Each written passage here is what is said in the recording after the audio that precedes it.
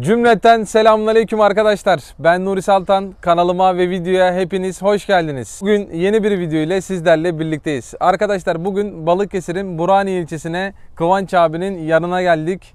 Yine bugünkü içeriğimiz tavuklarla ilgili. Kıvanç abi selamünaleyküm. Başka ne olacaktı? Aleykümselam. Günaydın abi. Sabah geldik, günaydın. Evet. Yumurtaları toplayacağız. Şu an sabahın saat 8.30 arkadaşlar. Kıvanç abinin kümesindeyiz. 800 tavuktan bakalım bugün günde kaç tane yumurta toplayacağız? Kıvanç abi var mı tahminin? Dün 704 çıktı. Bugün 710-720 arası olabilir. Bakalım ama dün akşam da sertti, biraz soğuktu. Aynen. Bu konuya değinmek istiyorum abi. Kışın tavuklar yumurtlar mı? Yumurtlar. İçerisinin ısısı 13 derecenin altına düşmediği sürece hayvan kendini ısınmaya değil yine yumurtlamaya verir. Ve o yüzden hani 13 derecenin altına düşmediği sürece sıkıntı yok ki dün büyük ihtimalle içerisi yine 13'ün altına düşmemiştir diye tahmin ediyorum. Pencereleri kapattık çünkü dün soğuk geçecek diye. Bakalım içeriye girince göreceğiz. Aynen. Abi gece bakarız. De çok soğuktu havaya. Evet. Neredeyse gece arkadaşlar -1 derecelere kadar indi. Gece de kümesi dolaşıyor mu Kıvanç abi? Gece çok fazla rahatsız etmiyorum hayvanları ya. Hani o yüzden dolaşma falan yapmıyorum. Evet. Zaten deneme yanılma yöntemiyle işte son bir haftadır soğuk geçiyor, işte bir pencereyi kapa, iki pencereyi kapa, bir fanı açık tut, iki fanı açık tut diye optimal şeyi bulmaya çalışıyoruz. Peki bunlar fark ediyor mu abi? Mesela bir pencereyi kapattın, tabii, 730 yumurta. İki pencereyi açtın, 700 yumurta. Ona hiç düşünmedim onu ama yani sıcaklığa bakıyorum ben direkt. Termometreye bakıyorum. İşte 4 pencere açıkken mesela 9 dereceye düştüğü oldu. Evet.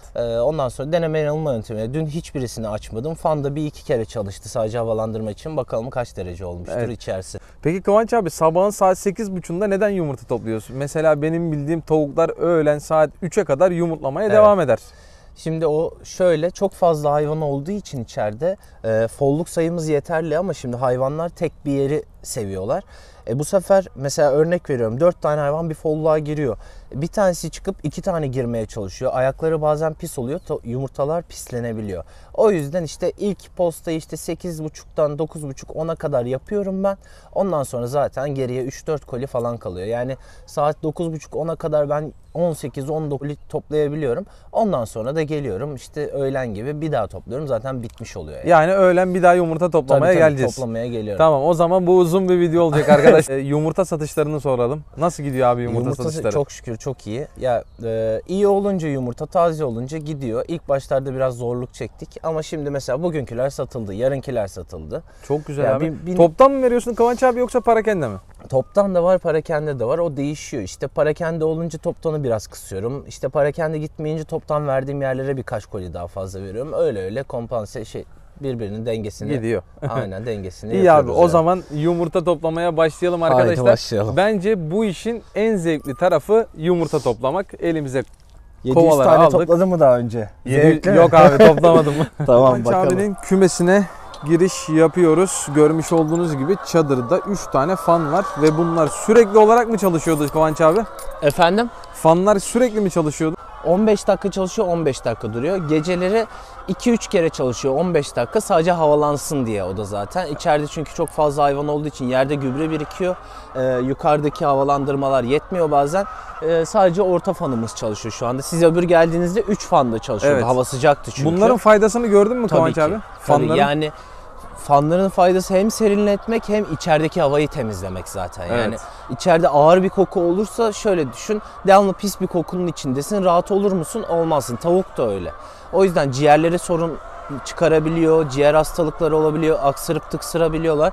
O yüzden havalandırma önemli yani. Bu kadar adette yani 700-800 hayvanda, işte 1000 hayvanda, 500 hayvanda önemli. 150-200 de illaki küçük olduğu için çadır havalanır ama şimdi bu kadar hayvanın yaptığı gübreyle 150 hayvanın yaptığı gübre de bir değil yani. Yazın da faydalı, kışın da faydalı çok diyebiliriz. Çok faydalı. Aynen öyle. Arkadaşlar Kıvanç abi sulukları da otomatik olarak yapmış. Bakın görmüş olduğunuz gibi 2 tane 200'lük, 220'lik bidon, 440 litre ikisinin toplamı. Her gün doldurup boşaltıyor mu abi bunları? Şöyle yazın 2 günde birdi ama şu anda 3-4 güne çıktı. Tabii hayvanlar rahatladı biraz daha. Evet. Hatta bunu daha dün doldurdum. Temizledim içine, vitaminle doldurdum. 2-3 gün sonra şimdi o temizlenecek. Yine o vitaminli olacak. Sonra içi komple temizlenecek. Sonra sirkeli suya geçeceğiz 10-15 gün sonra. Kaç günde bir veriyorsun abi böyle sirkeli su, vitaminler? Sirkeli suyu 10-15 günde bir veriyorum. Vitamini de şimdi kış olduğu için haftada bir falan olabilir, 10 günde bir olabilir. Yazın çok fazla vitamin vermiyorum açıkçası. Ya, o biraz da hayvana bağlı, işte hayvanların refahına vesaire falan bağlı. İşte sirkeli suyu pisliklerine bakarak da aslında verebilirsiniz. Siyaha döndüyse pisliği, içinde bakteri çoktur. O yüzden sirkeli suyu mesela hemen fazlalaştıysa hemen verebilirim. Yani 3 günde 4 günde de verebilirsin. Tam olarak ne veriyorsun abi? Sadece sirkeli su mu yoksa? Elma sirkesi yok. Elma sirkesi 200 litreye yarım litre, 750 mililitre içine üzüm sirkesi, elma sirkesi, onları boşaltıyorum, o kadar. Ondan sonra devam. Ondan sonra devam. Hiçbir şey yok. Hem taze su içiyor diyebiliriz değil mi abi? Taze su, serin, yazın için serin su, hem de bakterisi az su, içini temizliyor. Hani iyi bir şey olduğunu biliyorum. En azından ben yapıyorum. Yani Aynen. İsmail hocama da selam olsun buradan. Onun videolarında da var sirkeli su verin vesaire falan. Evet. Onlardan da görüyoruz zaten. Abi YouTube'dan video izleyerek birçok bilgiye ulaşabiliyoruz. Evet. Ya sıfırdan başladım daha yani. Arkadaşlar yok bunun. siz de videoyu beğenip paylaşmayı unutmayın. Bu bilgileri başka yerde bulamazsınız. Aynen öyle. Kıvanç abiye de şimdiden teşekkür edelim. Bundan sonra kendi kanalımda bulabilirsiniz. O Evet. videolarda geliyor. Çok yakında. Bunu da buradan söyleyelim abi videonun başında. Kıvanç abinin YouTube kanalını açıklama kısmına ve yorumlar kısmına bırakıyorum arkadaşlar. Oradan kendisine ulaşabilirsiniz. Bu çiftlikte neler yaptı, nereden başladı ve nerelere geldi? Nereden başlayıp nerelere geldik. Evet. Abi 150 tavukla başladın. Unutmamak Evet. lazım. Ya daha da arttıracağız inşallah. Ya başka projelerimiz de var. Durmak yok, yola devam. İnşallah abi. Yani biraz ses olabilir. Şimdiden kusura bakmayın. Bismillah deyip kapımızı açalım arkadaşlar. Şimdi tavukların hepsi dışarıya çıkacak. Biz de içeriye girip Kıvanç abiyle birlikte yumurtaları toplamaya başlayacağız. Arkadaşlar buraları normalde yeşillik oluyor değil mi Kıvanç abi? Geçen videoda göstermiştik zaten. Yemyeşildi. Bir 10-15 gündür falan, ya da videoyu ne zaman çekmeye başladık sizin o videoyu 20 gün bilmiyorum falan ama oldu. o kadar olduysa işte o öbür taraftalardı. Ondan 3-4 gün sonra buraya salmaya başladım. 15 günde tertemiz. Tertemiz. Şu an yerde toprak gözüküyor. Aynen. Bir o taraflar kaldı, işte sağ taraf kaldı. Biraz şurası kaldı. Şöyle avlusu da bayağı bir geniş. Burada tavuklar öğleden sonra salınıyor. Akşama kadar herhalde salık duruyor değil mi abi? Evet evet. Akşam zaten kendileri giriyorlar. Evet Kıvanç abi, heyecanla beklediğimiz yumurta toplamaya başlayabilir miyiz artık? Başlayabiliriz. Geç bile kaldık diyebilirim. Evet, tavukları dışarıya aldık arkadaşlar. Evet, İçeride biraz daha. çok ses olmasın diye. Kıvanç abi tekrar soruyorum. Bir tahminin var mı bugün için? 713. 713. Aynen. Ben de 723 diyorum abi. Hadi bakalım inşallah. Arkadaşlar görüyorsunuz Kıvanç abinin folluklarını plastik yapmış. Bunun sebebi ise Bitpire mi abi? Otomatik folluk aldık. Alıştıramadım. Benim diğer hayvanları alıştırabilmiştim. Bunları alıştıramadık. O yüzden klasik sisteme geri döndüm. Çok basit bir sistem bu ya. Tabii basit ya, iyi yanı var, kötü yanı var. Kötü yanı işte hayvanlar içine girip uyuyabiliyor, pisleyebiliyor. O yüzden pis çıkabiliyor bazen yumurtalar. Evet. İyi yanı da her şekilde alışıyor buna. Yani hiçbir riski yok. Direkt olarak alışıyor. Çok güzel. Arkadaşlar maliyeti de çok düşük yani. Tabii canım. Düşünenler varsa plastikçilerde satılıyor. Tanesi 10 lira civarı bir şeydir. Tabii bunun. canım, pazarlardan vesaire falan çatlamış olur, kırılmış olur. Onları yama yapıp çok rahat bir şekilde sıfır maliyetle kullanabilirsiniz. Arkadaşlar görüyorsunuz Lohman Brown yumurtası bu. Kahverengi yumurta yani. Memnun musun Kıvanç abi? Çok memnunum ya. İyi ki bunu tercih etmişim. İyi ki bundan devam ediyorum. Hem satışı kolay hem tadı daha güzel. Yani uyumlarında da bir sıkıntı yok. İşte ne bileyim, bir Atax gibi hırçın değiller falan. Verimleri de güzel. Yem yemesi de bence güzel. Kimisi çok fazla diyor. Daha ne olacak yani, aynen. Lohman Brown, Tinted ve Lohman Sandy'ye göre biraz daha fazla yem tüketiyor arkadaşlar. Bir tık daha, onu da evet. buradan söyleyelim. Mesela Lohman Sandy veya Tinted 90-95 gram yiyorsa bu hayvanlar 110 gram, 120 Aynen. gram civarında günlük yem tüketiyorlar. Ama yumurtası kahverengi olduğundan dolayı ve köy yumurtasını andırdığından dolayı satımı da çok kolay oluyor. Daha kolay oluyor, evet. Diğer yumurtaya göre biraz daha fazla miktarda satılıyor ama yani fiyat konusunda. Yo, ben açıkçası onu fazla şey yapmıyorum. Hani aynı fiyattan satıyorum. Ama tabii kümes yumurtalarıyla bir farkı var ya. Zaten yiyen direkt anlıyor. Kesinlikle. Kesinlikle bir farkı var. Kıvanç abi senden yumurta alıp yiyip işte çok beğendim Kıvanç, yumurtadan bir de alabilir miyim diyen oldu mu hiç? Herkes bir kere yemesi yeterli. Ya bunun şeyi şu, ben herkese söylüyorum. Gerçekten ben ekstra hiçbir şey yapmıyorum. Tadı güzel olsun vesaire diye. Sadece kaliteli yem kullanıyorum. Hayvanların sağlığı iyi, refahı iyi. Bir de günlük satıyorum. Bir gün bile beklemiyor. Evet. Bugün En önemlisi toplandı. de o zaten. Aynen. Öğleden sonra gidecek bu yumurtalar. Bitti yani. Yarınkiler de bitti. Çok güzel abi. O yüzden günlük olması. Hatta bazıları diyor ki ya senin yumurta soyulmuyor. Taze olduğu için soyulmuyor Evet. işte. Yumurtayı taze yemekte tabii ki de yumurtanın tadını Çok fark güzelleştiriyor. ettiriyor. Çok fark ediyor. Özellikle kış aylarında ben diyorum ki dolaba koymayın birkaç gün. Öyle bir yiyin. Tadı bence daha güzel oluyor öyle Nuri, biliyor musun? Hiç denemedim Kıvanç Hiç abi dolaba ama koymadan, mesela şimdi alacaksın ya sen.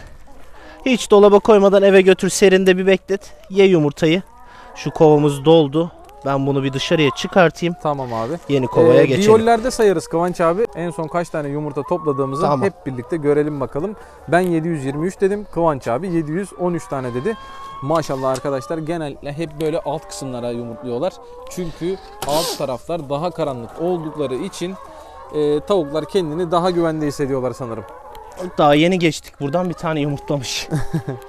Allah'tan biraz daha iyi şu anda. Yine arada mesela pisler olur şöyle ama bugün biraz daha iyiler.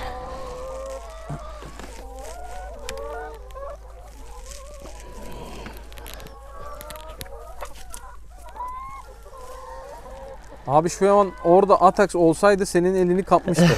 Ya ben Atax'ta besledim. Hiç öyle aman aman hırçınlığını görmedim ama Atax'ta zaten hırçın abi, altından yumurtayı alırken ellerin Evet. parçalanıyor ya. bir de şimdi bu hayvanlar kümesten çıktığı için gagaları yanık oluyor.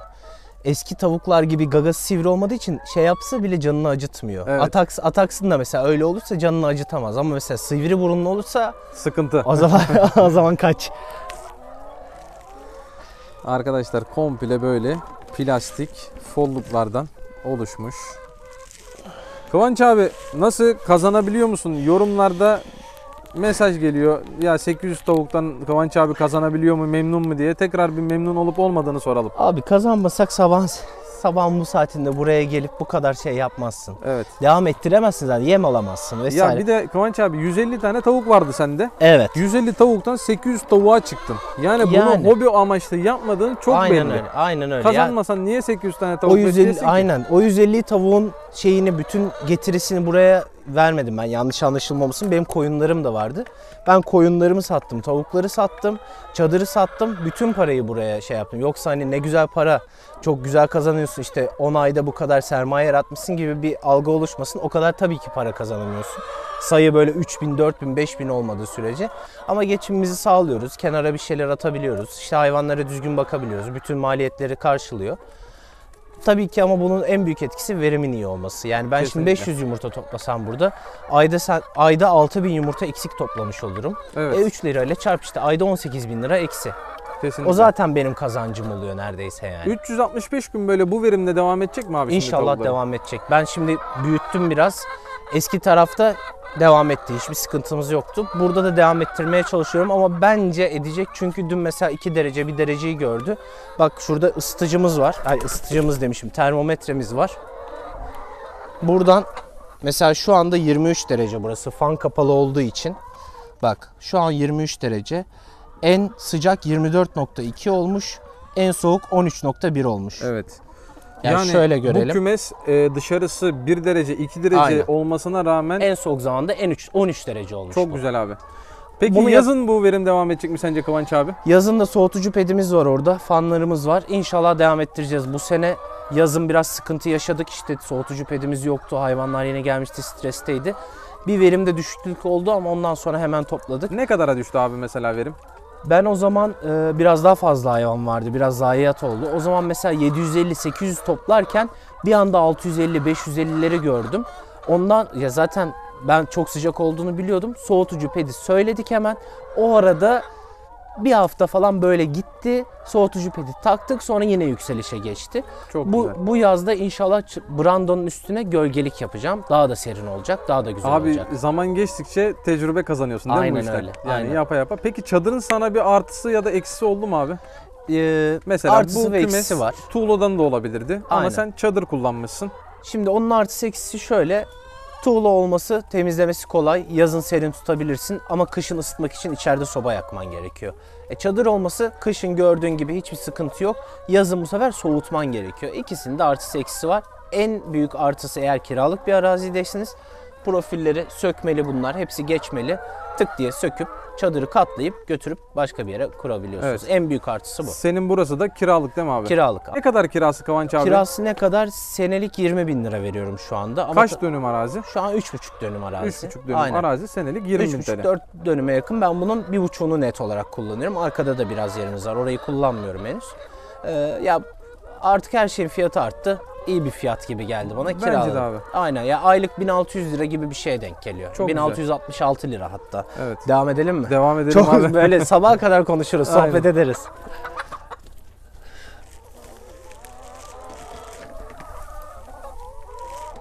Elektrik, su, her şey içinde arkadaşlar. Senelik 20.000 TL. Yani bence bu iş için hiçbir şey. Evet. Ya bu sayı için okey. Ama işte 100-150 tavuk yapsam mesela olmaz. Kesinlikle abi. Onların hepsini zaten baştan hesaplayıp giriyorsun. Kaç adet olması gerekiyor, ne kadar para bırakır, yumurtanın maliyeti vesaire falan. Hepsini hesaplayıp girdiğin zaman sıkıntı yaşamıyorsun. Tabii ki yaşayabiliyorsun ama Evet. en azından onlara da bir %10, %15 yanılma payı bırakıyorsun, iyi oluyor. Şimdi arkadaşlar Kıvanç abi geçen sene koyunculuk yapıyordu. 2 sene mi oldu? 2021 Ekim'de başladım. Evet, 2021'de koyunculuk yapıyordu. Koyunların yanına da ben hobi amaçlı Nuri dedi. Yani günlük masrafımı çıkarsın. 150 Aynen tane öyle. tavuk koymayı düşünüyorum demişti bana o zaman. Evet. 150 tane tavuk koydu. Günlük masraflarını çıkarsın diye. Yani koyunların bir çuval yem parasını çıkarsın en Tabii azından. kuzular doğuyor, onların masrafı oluyor, aşı masrafı oluyor. Hatta Cengiz miydi o arkadaşında da? Evet, Cengiz. Ben hatta o yüzden hani o çadırı çok beğendim. Nereden kurdurdu, fan sistemi falan. Öyle tanışmıştık seninle de. Kıvanç abi bizlere mesaj attı. Öyle bir tanışmışlığımız olmuştu. Ve 150 tane kendisi çadırla beraber tavuk sipariş etti. Sonra baktı gördü tavuk koyundan daha iyi. Koyunları sattı. Şimdi de çiftliği komple 800 tane tavuğa çevirdi. Aynen Artık öyle. koyunculuk yapmıyor kendisi. Tamamen tavukçuluk yapıyor. O iş de güzeldi de. Bakalım. Hangisi daha kolay sence Kıvanç abi? Koyunculuk Ya mu tavukçuluk mu? ikisinin de kolay ve zor yanları var. Bunun zor yanı, her gün geliyorsun, işte yumurta pis çıkıyor, temizliyorsun. Sayı fazla olunca uğraşması biraz daha zor oluyor. Koyunun öyle değil, belli zamanlarda işte koç katımında, kuzulama zamanında. Onun da işte belli 3-4 ay sıkıntısı oluyor. Bunun her gün oluyor ama daha az oluyor. Hemen hemen bütün hayvancılık aynı. Aynı, Ya değil sen mi? de benden çok daha iyi biliyorsun. Evet. Hiçbirisi bir tanesinden daha kolay değil. Kesinlikle abi. Hayvan deyince işin içine Aynen yani öyle. bir zorluk var karşında. Sistemine oturtman lazım. Sistemi oturtturduktan sonra biraz daha kolay oluyor. Evet. Şimdi Kıvanç abi sen ilk başta 800 tane tavukla başlamıştın. Yani günlük 600-700 tane yumurtayı çok iyi değerlendirdin abi. Yani hızlı bir satış gerçekleştirdin. Aynen. Bence yeni başlayanlar buna çok dikkat etmesi lazım. Evet, bunun satışı 1000 tane önemli. tavukla başladığını düşünsen abi ve hiçbir pazarın yok. Her gün 900 yumurta çok Nereye iddialı. satabilirsin? Çok iddialı. Ya toptan vermen gerekir. Toptan verince de bu sefer para kazanamazsın. Zarar edersin. Bu sefer dersin ki bu sektör para kazanmıyor kardeşim. Evet. Ben yaptım olmuyor. Ama yavaş yavaş yapmak lazım. Ben şu kovayı da götüreyim. Tamam. Yenisini abi. getirelim. İkinci kovamız gidiyor ve yumurta toplamaya devam ediyoruz. Dediğim gibi bu işin en zevkli tarafı arkadaşlar yumurta toplamak. Sabahın 8'inde de olsa yumurtalar toplanıyor. Yumurtanın boyu ve gramajı hakkında bir bilgin var mı? Ya şimdi şöyle, ilk geldiklerinde küçük yapıyorlar. İşte 55 gramla başlıyorlar diyebilirim. Şu anda 65-70 gramlara çıktı. Yani koli bazında düşünüyorum ben. Koli bazında şu an 2 kilonun altına düşmüyor koli. 30'lu koli. Onu ortalama bir şeyle işte 65 Peki gram gibi bir gramajda şey. da satarken herhangi bir değişiklik oluyor mu abi? Yo, onu toptancıya vermediğin sürece bir şey olmuyor. Toptancıya versen evet kiloyla alıyor adam. Evet. Ama ben tabii ki insanlara ve tanıdığım yerlere sattığım için artık onlar hani gramajına vesaire bakmıyor. İlk etapta bir zorluk çekebiliyorsun. İşte çok küçük oluyor yumurta çünkü. İnsanlara da küçük geliyor. Ama 1-2 ay içinde kendilerini topluyorlar, toparlıyorlar yani. Evet. Kıvanç abi şimdi sen İstanbul'dan geldin. Evet. Burası bir köy. Burada herkesin yaklaşık olarak bahçesinde 5 tane 10 tane tavuğu var. Aynen Ya da öyle. oluyor diyelim. Bu işi İstanbul'da yapmayı düşündün mü hiç? Ya da bu işi İstanbul'da yapsan bence yumurtayı 5 liraya satarsın abi. Çok Burada... daha fazlaya satarım da benim amacım sakin bir hayat yaşamak ya Nuri. Evet. Köy hayatı yaşamak. Aynen O yüzden hani İstanbul'da da yapabilirdim. Biraz uzandı işte Kocaeli tarafında, Şile tarafında. Ama yine trafik çekeceksin. Yine sinirli insanlar var. Yine kaos var. Ben biraz kaçışı tercih ettim aslında. Kesinlikle abi. Yoksa paraya bakarsan evet ben bunu aynı maliyetle İstanbul'da belki 1,5 katına daha fazla satabilirim. Ama Kesinlikle orada yani gezen tavuk yumurtaları 5 lira 6 liralardan tabii bahsediyorlar. aynen öyle. Pazarını da oluşturduktan sonra bence Çok oradaki daha fazla. yaşam tarzı doğallığa ve organiğe daha çok önem veriyor. Evet. İşte onların elinin altında böyle yerler olmadığı için Evet. onlar diyorum bak hemen nasıl 2 sene daha. Kendimi buralı yaptım 2 senede. Sen de buralısın artık Kıvanç abi Artık ya. buralıyım evet.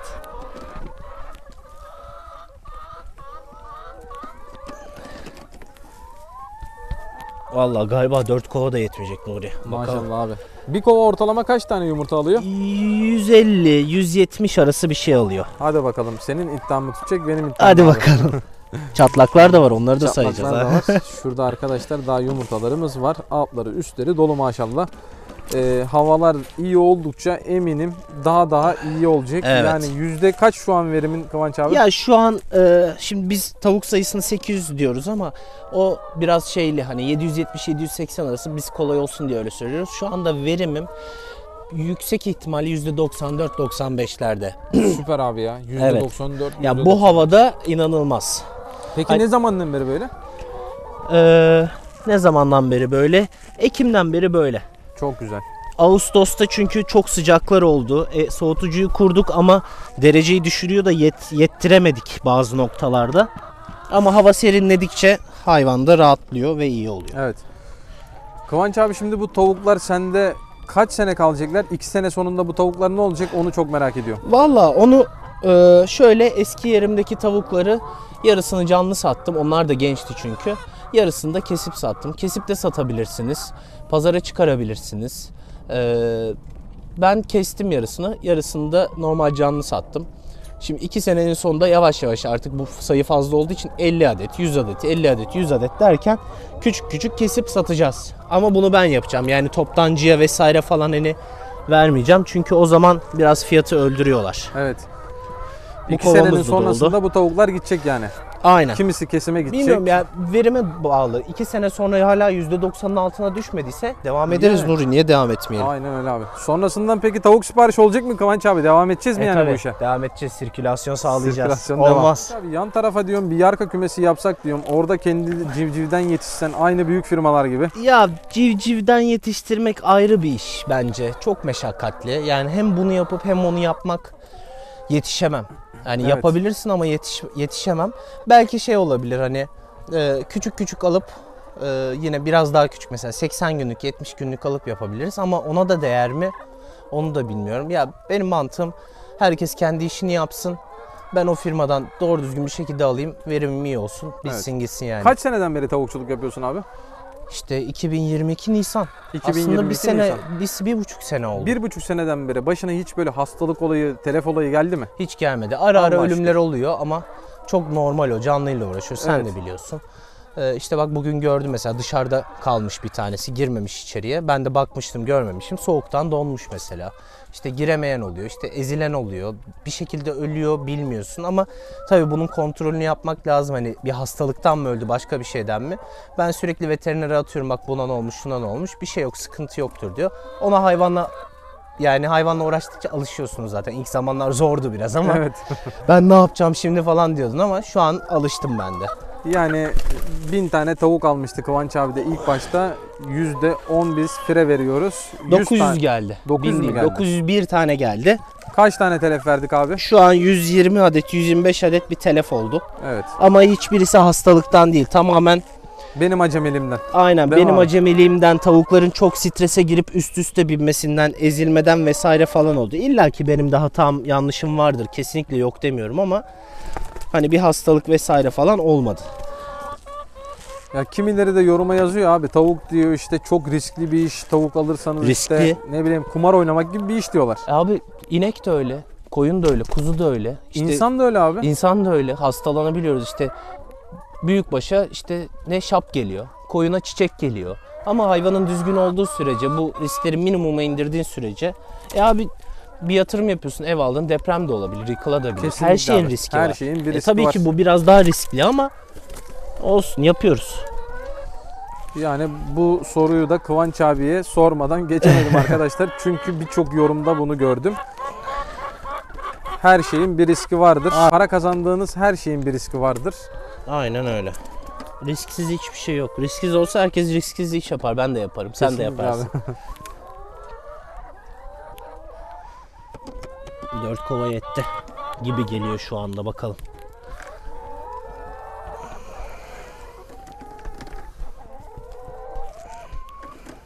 Abi şuralara yerlere yumurtlamasını ne diyorsun? Evet ya gece şimdi buralar tünek, burada uyuyorlar. Hayvanlar burada olduğu için yerde böyle birbirine giriyorlar.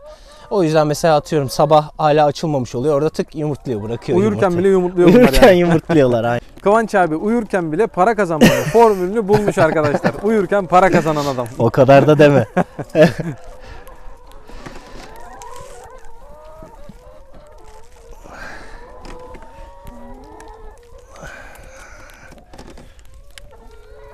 Evet, şimdi şu pislerimizi alalım oradan. Bir de kümesin etrafına bakıyorum da oralarda hiç yok. Sadece buralarda işte uyurken Evet. yapıyorlar.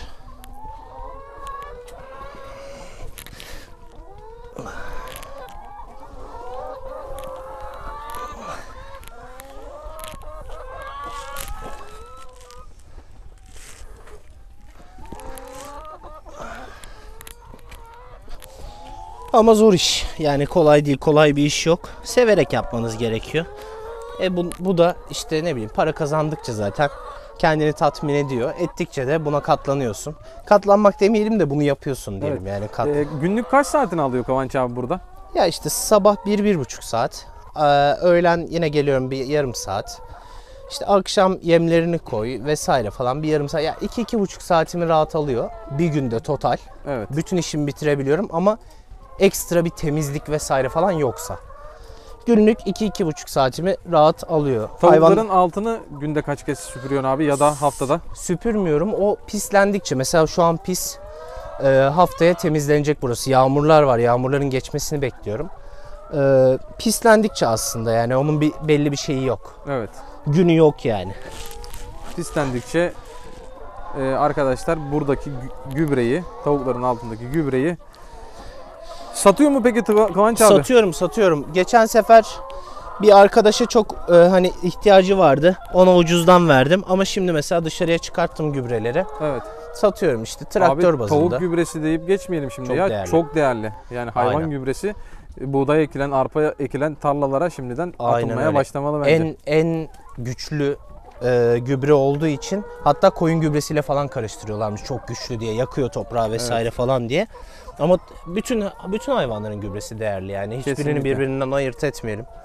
Arkadaşlar şurada görmüş olduklarınızı da diğer videoda yorum atmışsınız. Bunlar otomatik yemlik değil mi Yemlik. abi? Aynen, Şurada otomatik bakın görmüş yemlik. olduğunuz gibi kazanı var. Oraya yemi boşaltıyor Kıvanç abi. Düğmeye bastığında bütün yemliklere yem geliyor. Bu da senin Çok rahatlattı. çok rahat. İnanılmaz yani, çünkü şöyle diyeyim, 26 taneye benim manuel olarak koymam her gün nereden baksan 10 çuval, 15 çuval ya da işte günlük hesaplayayım, günde 5 çuval benim buraya taşıyıp koymam gerekiyor. Şimdi o kazanın içi 100 kiloluk. 2 tane çuval oraya sırtımda atıyorum. O beni 2 gün neredeyse idare ediyor. Manuellerimiz de var. Evet. Onları da mesela her gün bir çuval getiriyorum. Yani işimi benim %60-70 azalttı. Yani Evet. önemli olan da hayvancılıkta o zamanını düzgün güzel kullanabilmek. Kesinlikle abi. Yoksa ben buraya sabah bir girerim. Akşam 3 saat, çıkarsın 4 abi. saat. Aynen. Bütün günün burada geçer. Evet. Haftada kaç çuval yemiyor Kıvanç abi? 770 tane tavuk. Haftada 10 çuval gibi bir şey yiyor. 10-11 çuval gibi işte. Bir çuval Pardon. yem fiyatı Yok, nedir? haftada 17-18 yiyor. Çünkü ayda 75 ile 80 arasında değişiyor. Evet. 1 kilo yem yeni zam geldi şu anda 540 lira. 540 lira. Aynen. Daha da gelecek diyorlar zaten. Onun bilgisini de buradan verelim arkadaşlar. Evet, bitti galiba. Bitti mi abi? Kaç Aynen. tane kovamız oldu? 4 kova oldu. Bu tam full dolu değil ama bu da full gibi. Bakalım gel. 4 tane. Şimdi göreceğiz. Artık şimdi sayıma geçelim. Aynen. Arkadaşlar şimdi sayımı yapacağız. Sayımı yaptıktan sonra da Kıvanç abinin yumurtaları satmaya gideceğiz değil mi abi? Tabii vereceğiz. Gidecekleri yer belli zaten. Yani bugün satıldı bunlar. Tabii. Satıldı, bitti. Yarınkiler de bitti. Şu anda saat biraz daha erken olduğu için belki 20-30 tane eksik çıkabilir. Evet. Genelde bitiyor ama yumurtlamaları bilemiyorsun da onu. Şimdi dışarıya da çıkarttık hayvanları. Kapıyı kapadık. Evet İçeriye abi. giremiyorlar. Girsinler yine bir çıkarken yine bir tekrar ben kontrol ederim. Tamamdır abi. Hadi Şöyle bakalım. dışarıya çıkalım arkadaşlar.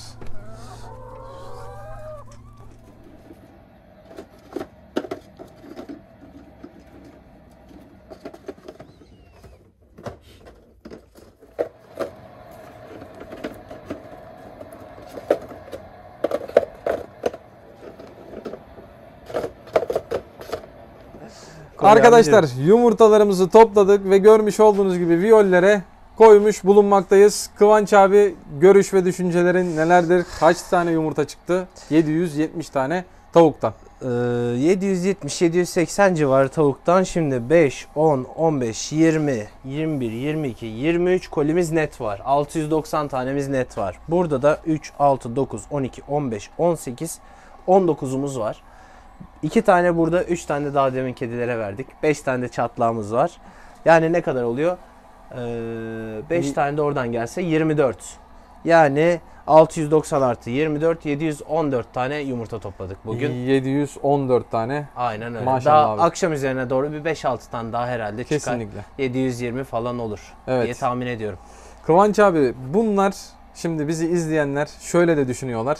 Nuri siz o yumurtaları oraya 2 günlük yumurtaları koymuşsunuz falan da diyorlar. Evet. Bu konuya ne söylemek istersin? Ya, imkansız öyle bir şey. Zaten çatlar, kırılır, pislenir yumurta. Bu bir. İkincisi de sabahtan senin gibi gelsinler. Kümesin içine alamam ama ben toplayayım onların gözünün önüne koyayım. 2 İşte. gün, 3 gün kalsınlar. Aynen abi. 3 gün boyunca ben toplayayım. Hiç sıkıntı olmaz yani. Eğer inanmayanlar varsa arkadaşlar gelip burada kendi gözünüzle görebilirsiniz. Günlük yumurta verimi şu an için %90'larda diyebiliriz. Evet, daha da üstünde. Ya günde ortalama 710 civarı falan yumurta alıyoruz. Bazen 720-740 oluyor, bazen 710 oluyor, 720 oluyor.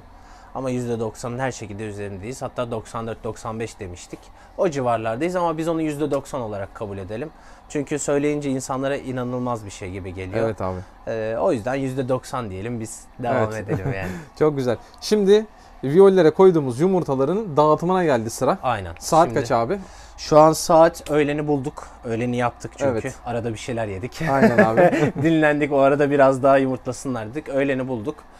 Bir saatte böyle bir işim var maksimum. Dağıtacağım yumurtaları bugünlük. Şimdi yumurta dağıtmaya Aynen. gidiyoruz. Yumurta dağıtmaya gideceğiz. Artık ben burada videoyu kapatayım Kıvanç abi. Tamamdır. Çok sağ ol. Yine bizi burada konuk Siz ettin. sağ olun. Teşekkürler. çok Her zaman beklerim. aydınlatıcı bir video çektiğimizi düşünüyorum. İnşallah yardımcı olabildiysek ne mutlu bize. Kıvanç abinin kanalına da abone olmayı unutmayın arkadaşlar. Açıklama kısmında linkini bırakıyorum. Senin de söylemek istediğin son bir şey varsa. Artık ne söyleyelim, her şey göz önünde. Artık her şey burada Aynen. arkadaşlar. Söylenecek Aynen. bir şey yok. Görüşmek üzere. İzlemenize sağlık. Görüşürüz. Kendinize iyi bakın arkadaşlar. Hoşça kalın.